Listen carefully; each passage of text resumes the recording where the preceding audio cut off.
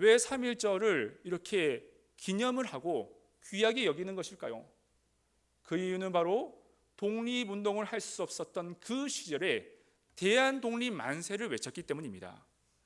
일제로부터 국권이 강탈당하고 주권이 빼앗겼던 그 상황에서 대한독립 만세를 외쳤기 때문에 귀한 거예요. 만약에 저와 여러분들이 이 예배를 마치고 난 후에 저 하단시장에 가서 대한독립 만세를 외친다면 여러분 주변에 지나가던 사람들이 어떻게 생각할까요? 별로 큰 관심을 가지지 않을 것입니다. 기록에 남지도 않을 거예요.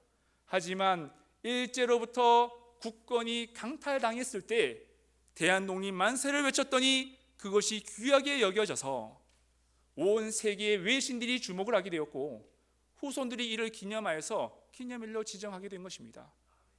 이처럼 평범한 것일지라도 어려움 앞에서 이 평범한 것은 보석처럼 변화되어지는 그런 의미가 있는 것이죠. 이를 우리의 신앙에 적용해 볼 수가 있습니다. 여러분, 우리가 드리는 이 예배가 얼마나 어찌 보면 평범해 보입니까? 우리가 드리는 찬양과 기도가 때로는 너무나도 흔해 보일 수가 있습니다.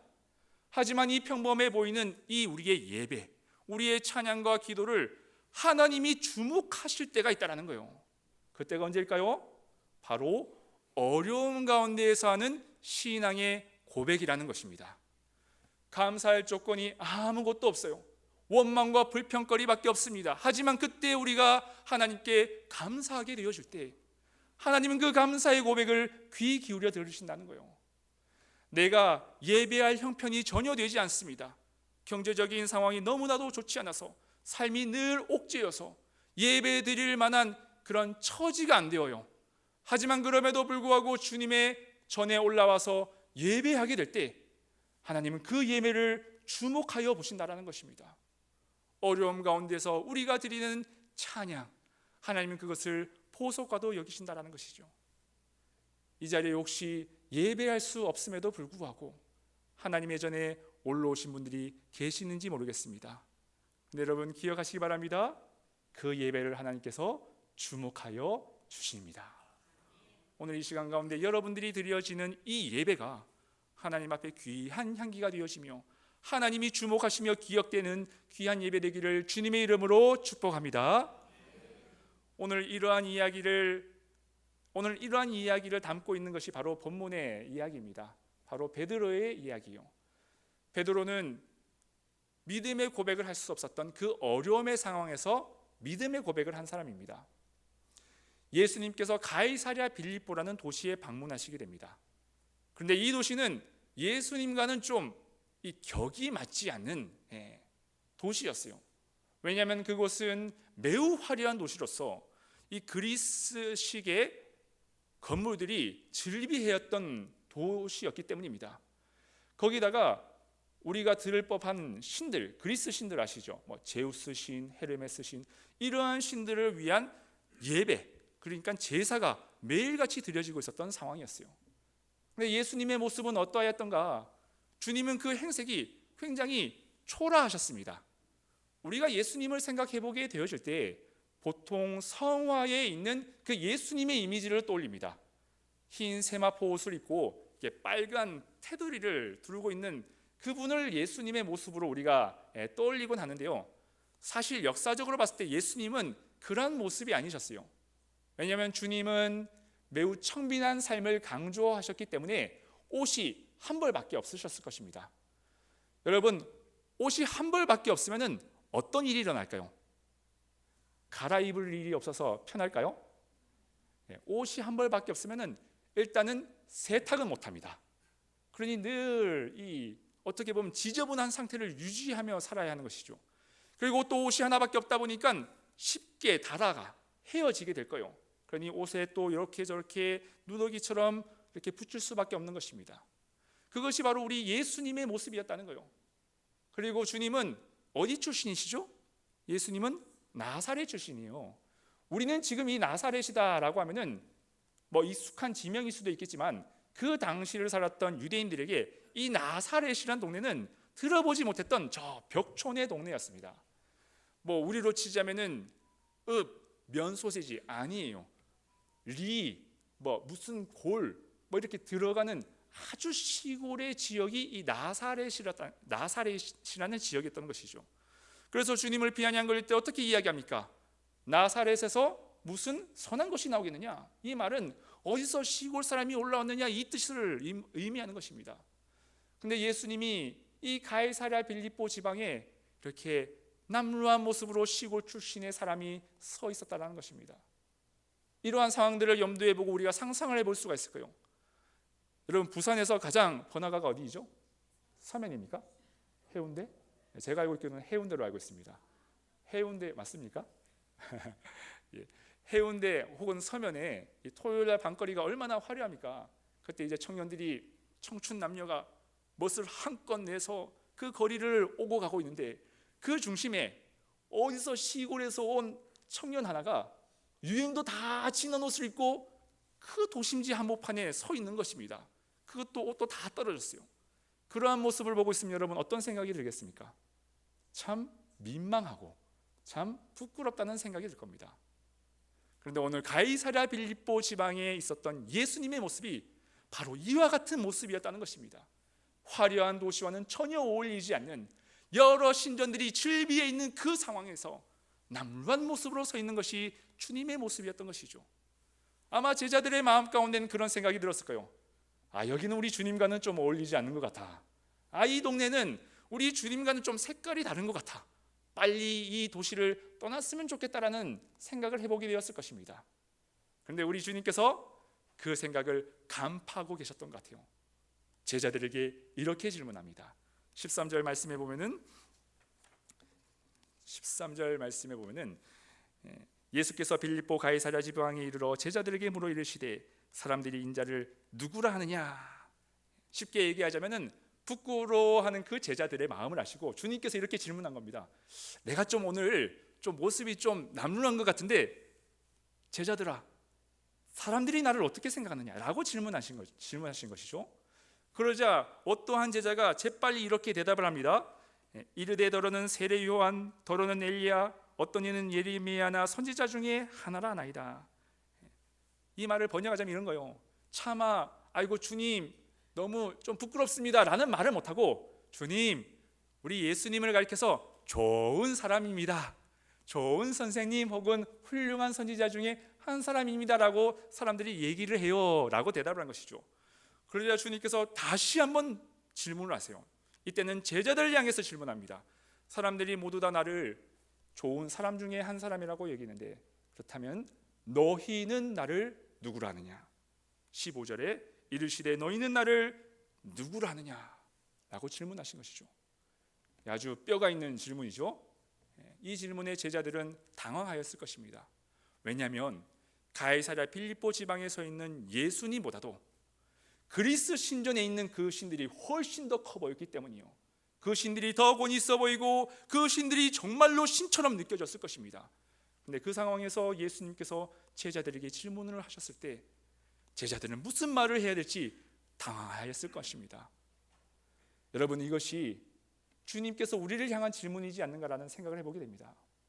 우리는 어찌 보면 가이사랴 빌립보와 같은 도시에서 생활을 하고 있어요. 요즘 세상이 교회를 바라보는 시선이 예사롭지 않지요. 드라마나 혹은 영화를 보게 되었지만은 이 교회와 관련된 내용들을 표현할 때 다 부정적인 내용으로 이렇게 보여지더라고요. 그래서 우리가 어디 가서 저 교회 다닙니다, 저 목사입니다, 장로입니다, 권사입니다 쉽게 말 꺼내지 못하는 것이 요즘의 현실입니다. 특별히 얼마 전에 뉴스에서 통일교 이야기, 신천지 이야기, 그리고 그것이 알고 싶단가? 거기에서 이단 이야기들이 나왔지 않습니까? 그러니 우리가 이 예수 믿는다는 것, 우리가 하나님의 자녀라는 것을 쉽게 말하지 못하는 것이 요즘의 상황인 것 같아요. 그런데 여러분, 그러한 상황 속에서 주님께서 우리에게 각자에게 질문하신다는 겁니다. 너희는 나를 누구라 하느냐? 너희는 나를 누구라 생각하느냐? 여러분, 어찌 보면은 세상에 있는 사람들이 훨씬 더 재밌게 살아가는 것 같아요. 훨씬 더 세련돼 보입니다. 저희는 주일만 되면 어떻게 되죠? 다 예배당에 나와가지고 이렇게 하나님을 예배하는데, 믿지 않는 사람들은 요즘에 주 5일째라 해가지고 이 금요일만 되면은 뭐 좋은 데로 많이 놀러 갑니다. 그렇죠? 놀러만 갑니까? 아니에요. 가서 다 사진을 찍습니다. 그래가지고 나 여기 갔다 왔다, 나 이거 먹었다, 막 사진 찍어서 카카오톡에 막 올리는 거예요. 막 자랑을 하는 겁니다. 그런 모습을 보고 있더라면은 야, 정말 예수 믿지 않는 사람들이 훨씬 더 행복해 보이는구나. 예수 믿지 않는 사람들이 훨씬 더 즐겁게 사는구나라고 부러워지는 마음이 들까요? 정말로 들까요? 여러분들이 대답하지 않는다고 해서 상황은 바뀌지 않습니다. 우리의 마음 가운데 세상이 더 옳아 보일 때가 있더라는 거예요. 하나님보다도 세상의 방법이 더 세련돼 보이고 지혜로워 보일 때가 있다는 것입니다. 그런데 그러한 상황에서 주님께서 우리에게 질문하신다는 거예요. 너희는 나를 누구라 하느냐? 그때 여러분 우리가 어떤 대답을 해야 할까요? 감사하게도 이에 대한 해답을 오늘 본문에 있는 베드로가 하고 있습니다. 베드로는 그 가이사랴 빌립보, 어찌 보면은 예수님보다도 그리스 신들이 더 커 보이는 그 상황에서 이렇게 고백을 하였습니다. 우리 장로님께서 오늘 같이 봉독을 해주셨는데 16절 말씀인데요, 우리 함께 읽어보도록 하겠습니다. 자, 시작. 주는 그리스도시요 살아계신 하나님의 아들이시니이다. 아멘. 이 말은 여기 있는 그리스 신들이 진짜 신이 아니라 제 앞에 있는 예수님이 진짜 하나님이십니다. 그리스 신들은 모두가 가짜이고 여기 계신 주님이 진짜 왕이시며 하나님의 아들입니다라는 믿음의 고백을 한 것이죠. 이 고백을 들은 예수님의 마음이 어떠하셨을까요? 뿌듯하셨을 것입니다. 실제로 우리 주님께서는 이 대답을 들으시고 기뻐하세요. 아니, 흥분하는 장면을 보이십니다. 17절에는 이렇게 기록을 하고 있습니다. 예수께서 대답하여 이르시되 바요나 시모나 내가 복이 있도다. 여러분, 이 칭찬은 예수님이 한 칭찬 중에서 가장 큰 칭찬입니다. 왜냐하면 신약 성경에서 누군가의 이름을 불러가면서 복이 있다라고 말한 것은 신약 성경 여기밖에 없어요. 물론 불특정 다수를 향한 복이 있다라는 표현이 있습니다. 심령이 가난한 자는 복이 있나니 또 애통하는 자는 복이 있나니, 이 불특정 다수를 향한 복에 대해서는 설명을 하셨어요. 하지만 사람의 이름을 콕 집어서 부른 것은 여기밖에 없습니다. 베드로밖에 없다라는 거예요. 베드로, 너에게 복이 있다. 그리고 17절과 18절 말씀에 연달아서 이렇게 말씀하십니다. 18절과 19절 내가 이 반석 위에 내 교회를 세우리니 음부의 권세가 이기지 못하리라. 내가 땅에서 무엇이든지 매면 하늘에서도 매일 것이요 내가 땅에서도 무엇이든지 풀면 하늘에서도 풀리리라. 아멘. 요약을 하자면 이런 것과 같습니다. 베드로야, 내가 너에게 교회를 세우게 하겠어. 내가 너에게 열쇠를 주게 될 것인데 이 열쇠는 천국 열쇠란다. 너가 땅에서 닫아버리면 하늘에서 닫히는 것이고 너가 열면은 하늘에서도 열릴 것이라는 약속의 말씀을 주신 것이죠. 실제로 베드로는 이 예수님의 말씀으로 인해서 초대교회의 지도자가 되어지는 모습을 보게 되어집니다. 믿음의 고백을 할 수 없었던 그 어려움의 시절, 예수님보다도 저 그리스인 신 이방신이 더 커 보이는 상황에서 예수님을 주로 고백했을 때 주님은 그 고백을 기쁘게 받아주시고 그것을 보석처럼 여겨주셨다라는 사실이죠. 여러분, 우리가 교회 다니고 신앙생활하는 것 때로는 힘들고 때로는 부끄러울 때가 있습니다. 주님을 믿는다라는 그것 때문에 때로는 손해보며 살아갈 때가 있습니다. 그때 여러분, 우리가 세상의 방식, 우리가 적당하게 살고자 하는 그런 유혹이 찾아오더라도 우리가 세상의 방법을 선택하지 않고 하나님을 선택하게 되어질 때 하나님은 그 선택을 귀하게 여기실 줄 믿습니다. 세상이 모두가 교회보다도 세상이 옳다라고 말하는 그 이 세상에서 우리가 하나님을 선택하며 하나님의 방법대로 살려고 몸부림을 치려고 할 때 하나님은 우리를, 그 선택을 하는 우리를 귀하게 여기시고 이렇게 칭찬하신다는 거예요. 아무개야, 네가 복이 있다. 네가 나를 선택했으니 나도 너를 선택하겠노라. 네가 나를 버리지 아니하였으니 나도 너를 버리지 않겠노라 라고 약속하여 주신다라는 사실입니다. 어려움의 상황 가운데서 기독교가, 교회가 사람들에게 비난을 받고 있는 이 상황 속에서도 여러분 당당히 믿음을 선택하실 수 있기를 주님의 이름으로 축복합니다. 이를 통하여서 여러분들의 이름이 하나님 앞에서 낱낱이 여러분들의 이름이 불러지며 여러분들에게 복이 있다라는 그 하나님의 은혜를 경험하며 살아갈 수 있는 저와 여러분들의 신앙이 되기를 주님의 이름으로 축복합니다. 그런데 문제가 있습니다. 잘 알겠어요. 믿음의 고백하자. 그래 한번 열심히 살아보자. 하지만 마음은 원이로되 잘 안 될 때가 많이 있습니다. 그렇죠? 우리가 예배를 잘 드렸음에도 불구하고 저 성전 문 밖만 나가더라도 금세 우리는 하지 말아야 할 말들을 해버려요. 품지 말아야 할 생각들을 해버리는 것입니다. 죄의 유혹 앞에서 넘어질 때가 얼마나 많은지 모르겠어요. 그러한 우리의 현실을 보게 될 때 스스로에게 실망하면서 이렇게 이야기하는 겁니다. 나는 안 되는가 봐. 나는 믿음의 사람이 될 수 없는 것 같아. 그냥 적당하게 살자. 그냥 너무 힘들게 살지 말고 너무 애쓰지 말고 적당하게 살자라는 생각이 우리의 마음 가운데 들어온다라는 것이죠. 스스로 자책하며 실망합니다. 그런데 여러분 그렇다고 너무 낙심하지 마십시오. 우리에게 소망이 있습니다. 아이를 키우는 부모의 모습을 보다 보면은 이 하나님의 모습을 발견하게 될 때가 있습니다. 어느 날 이 엄마와 딸이 어린 딸이 이 밥상 앞에서 싸우기 시작했어요. 내용은 이랍니다. 엄마는 딸에게 밥을 먹으라고 이야기를 하고 있고 딸은 밥을 못 먹겠다라고 얘기하고 있어요. 밥을 먹이려는 엄마의 고집, 밥을 먹지 않겠노라라고 하는 딸의 고집이 싸우게 되면은 누가 이길까요? 엄마의 고집이 이길까요? 딸의 고집이 이길까요? 딸의 고집. 맞습니다. 딸이 이깁니다. 여러분 딸이 무서워요. 딸 조심해야 됩니다. 근데 여러분 딸이 이깁니다. 하지만 딸이 이기는 것처럼 보이는 거예요. 여러분 딸이 안 먹겠다라고 하지만은 엄마가 계속해서 회의를 하는 겁니다. 요거 한 숟갈만 먹어봐봐. 요거 한 숟갈만 먹으면 끝나. 이거 한 숟갈 먹으면 간식 줄게. 한 숟갈 먹으면 놀아줄게. 좋은 거 줄게. 이러면서 꼭 끝내 이 아이에게 밥을 그 분량을 거의 다 먹이는 것이 엄마이지 않습니까? 그리고 그 엄마의 고집이 어떻게 하죠? 아이로 하여금 자라게 하는 거예요. 엄마의 고집과 딸의 고집이 싸우면 엄마가 이깁니다. 네. 여러분 근데 이것이 우리의 신앙에서도 적용이 된다는 거예요. 우리에게 고집이 있습니다. 어떤 고집이 있을까요? 죄를 짓는 고집이 있어요. 아무리 말려도 우리는 죄 너무나도 잘 짓습니다. 그리고 어떤 고집이 있습니까? 세상으로 향하고자 하는 고집이 있어요. 나 혼자 잘 살 수 있다. 하나님 없이도 살아갈 수 있다는 그 고집이 얼마나 강력한지 몰라요. 그런데 그 우리의 고집보다 더 힘센 고집이 있다는 거예요. 더 강력한 고집이 있다는 것입니다. 그 고집이 무엇일까요? 바로 하나님의 고집이라는 거예요. 우리를 살리시고자 하는 하나님의 고집이 우리의 고집보다도 더 힘이 세고 강력하다는 것입니다.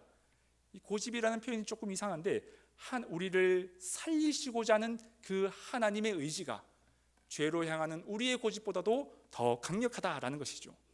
그것을 어떻게 알 수 있는가? 저 십자가를 보면 알 수가 있습니다. 십자가에 보면은 하나님께서 우리를 얼마나 살리시고자 했는지 그 의지가 선명하게 기록이 되어 있어요. 예수님께서 십자가에서 마지막에 엘리 엘리 라마 사박다니라는 말씀을 하시죠. 이는 나의 하나님 어찌하여 나를 버리십니까? 라는 질문입니다. 여러분 질문이에요. 조금 더 번역을 하자면 하나님 어찌하여 나를 버리십니까? 어찌하여 저 인간들을 버리지 않고 나를 버리십니까? 나를 버리면서까지 저 인간들을 살리시려는 겁니까? 라는 질문이었어요. 그런데 하나님께서는 그 질문에 어떻게 대답을 하십니까? 하나님께서는 대답을 안 하십니다. 하나님은 침묵하세요. 왜 침묵하십니까? 우리를 살리려는 그 의지가 있었기 때문이라는 거예요. 자신의 아들이 저 십자가에 달려서 비참한 시간을 보내고 있는데 마지막 숨을 겨우 쉬어가면서 있음에도 불구하고 하나님께서 끝내 대답하지 않고 침묵하는 이유는 우리를 죄에서 살리시고자 하는 그 구원의 의지가 너무나도 강력했기 때문이라는 거예요. 그 의지가 있으니까 자신의 아들이 저 십자가에 내동댕이 쳐질지라도 모른 척 하더라는 거예요. 자신의 아들이 아버지 나를 살려주세요라고 외침에도 불구하고 그 말에 응답하지 않고 침묵하시더라는 것입니다. 왜냐하면 그렇게라도 우리를 살리시고자 하는 하나님의 의지가 있었기 때문이라는 거예요. 여러분, 하나님은 자신의 아들을 포기할지언정 우리를 포기하지 않으십니다. 자신의 아들을 버릴지언정 우리는 버리지 않으시다는 분이시라는 겁니다. 그러기에 여러분, 우리에게 소망이 있어요. 그러기에 우리에게 희망이 있습니다. 내가 아무리 죄 가운데 살아갈지라도, 아무리 죄의 유혹에 넘어질지라도 우리를 죄에서 구원하고자 하는 그 처절한 하나님의 의지가 우리의 인생을 붙들고 있기 때문에 저와 여러분들에게 소망이 있는 줄 믿으실 수 있기를 바랍니다. 여러분, 가만히 뒤돌아보십시오. 지금 우리가 이 자리에 있는 것, 여러분, 내가 자격이 있어서 이 자리에 있을까요? 내가 무엇인가 훌륭한 일을 했기 때문에 지금 이 자리에 우리가 있는 것입니까? 가만히 생각해 보면 여러분, 우리가 하나님 앞에서 얼마나 부끄러운 일들을 많이 했는지 모릅니다. 하나님을 향해서 조금이라도 힘든 일이 있으면 손가락질하며 원망하며 불평했던 것이 우리의 모습이지 않습니까? 하나님 없이 우리가 잘 살 수 있었다라고 말하는 것이 우리의 모습이지 않습니까? 그런데 그런 교만한 우리가 이 자리에서 예배할 수 있는 이유가 무엇이죠? 하나님의 강력한 그 의지의 팔이 우리의 인생을 붙들고 있었기 때문이라는 거예요. 우리로 하여금 이렇게도 다스리시고 이렇게도 우리를 인도하여 주셔서 우리가 이 자리에 있다는 것을 여러분들 믿으실 수 있기를 바랍니다. 베드로는요, 훌륭한 사람 아닙니다. 주는 그리스도시요 살아계신 하나님의 아들이라고 고백했지만 그는 예수님이 십자가에 못 박히기 전 주님을 3번이나 부인했습니다. 그리고 저주까지 했어요. 하지만 그랬던 베드로가 나중에는 초대교회의 지도자가 되어지고 순교자의 영광까지 누리게 된 이유는 하나님께서 베드로를 붙들고 계셨기 때문이라는 거예요. 그러기에 여러분, 우리에게도 소망이 있다는 것입니다. 우리가 넘어졌을지라도, 우리가 실수했을지라도 하나님이 우리를 붙들고 계시기 때문에, 하나님의 계획과 섭리가 우리 가운데 이루어지기 때문에 우리에게 소망이 있는 줄 믿으실 수 있기를 바랍니다. 나를 바라보면 한숨밖에 안 나와요. 나를 바라보면 실망하고, 나를 바라보면 마음에 기대가 생기지 않습니다. 하지만 여러분, 하나님을 바라보게 되시면 거기에 소망을 발견하게 돼요. 희망을 발견하게 됩니다. 기대를 하게 되는 거예요. 그 기대를 가리켜서 성경에서는 믿음이라는 표현을 가지고 있습니다. 하나님을 바라보는 것, 이것이 바로 믿음이라는 것이죠. 여러분, 제가 이제 부산연합교회에 부임을 하게 됐습니다. 오늘 설교가 좀 길죠? 오늘만 좀 길 겁니다. 부산연합교회에 부임을 하면서 저를 향한 기대하는 부분들이 있을 겁니다. 기대를 안 하시는 분들도 있겠지만 기대하시는 분들도 있을 겁니다. 네, 여러분, 죄송한 표현일 수도 있겠지만 여러분, 저를 향해서 기대한다면 반드시 실망할 겁니다. 왜냐하면 사람은요, 여러분, 믿음의 대상이 아닙니다. 사람은 사랑의 대상이지 믿을 만한 존재가 아니라는 거예요. 믿음의 대상은 오직 하나님 한 분밖에 없습니다. 여러분, 사람을 향해서 기대하지 마시고 우리 부산영락교회를 향한 하나님을 기대할 수 있는 저와 여러분들이 되었으면 좋겠습니다. 그렇게 하게 되어질 때 하나님은 우리 교회를 향한 놀랍고 위대한 뜻들을 이루어 가실 줄 믿습니다. 제가 설교를 준비하면서 찬양 하나가 떠올랐어요. 가사를 보면 이러합니다. 하나님 한 번도 나를 실망시킨 적 없으시고 언제나 공평과 은혜로 나를 지키시네. 2절에 보면 지나온 모든 세월들 돌아보아도 그 어느 것 하나 주의 손길 안 미친 것 전혀 없네. 그리고 후렴에 어떻게 하죠? 오 신실하신 주, 오 신실하신 주, 내 너를 떠나지도 않으리라, 내 너를 버리지도 않으리라. 약속하셨던 주님, 그 약속을 지키사 이후로도 영원토록 나를 지키시리라 확신하네. 할렐루야. 저만 부르니까 좀 아쉬운 감이 있는데 우리 함께 가사를 생각하면서 고백해 보았으면 좋겠습니다. 오 신실하신 주 함께 찬양해 보겠습니다. 하나님 한 번도 나를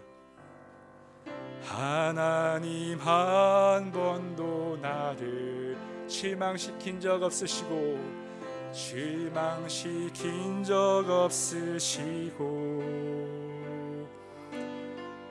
언제나 공평과 은혜로 나를 지키. 2절입니다. 지나온 모든 세월 돌아보아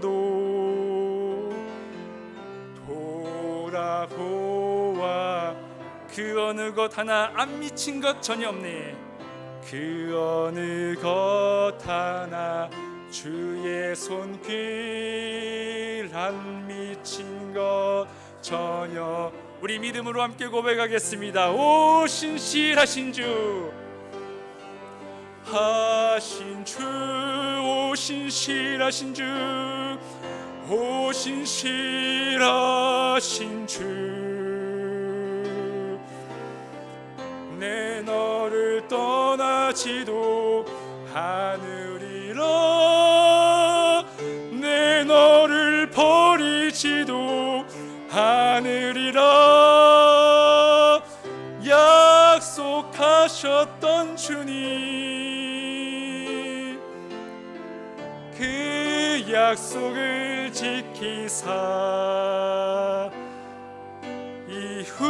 이후로도 영원토록 나를 지키시리라 확신하네. 우리 하나님께 영광의 박수를 올려드립니다. 할렐루야. 영광 받아 주소서. 우리를 사랑하시되 죽기까지 사랑하신 그 열정이 저와 여러분들의 인생을 지켜주시겠노라 약속하여 주셨습니다. 어디에 있든지 무엇을 하든지 여러분 믿음을 선택함을 통하여 하나님께 복이 있다 인정받을 수 있는 저와 여러분들의 신앙이 되기를 주님의 이름으로 축원합니다. 기도하겠습니다. 하나님, 우리는 연약합니다. 그리고 부족합니다. 하지만 하나님이 우리와 함께하여 주시면 우리의 연약함은 강함이 되어지고 우리의 부족함은 풍성함이 될 줄 믿습니다.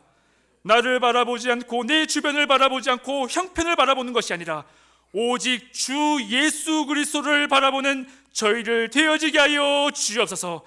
가이사랴 빌립보에서 당당하게 주님은 그리스도십니다라고 고백한 베드로처럼 이 세상에서, 어려움의 세상에서 믿음의 고백을 할 수 있는 주인공이 되어지는 은혜 있게 하여 주옵소서. 감사드리며 예수님의 이름으로 기도하옵나이다. 아멘.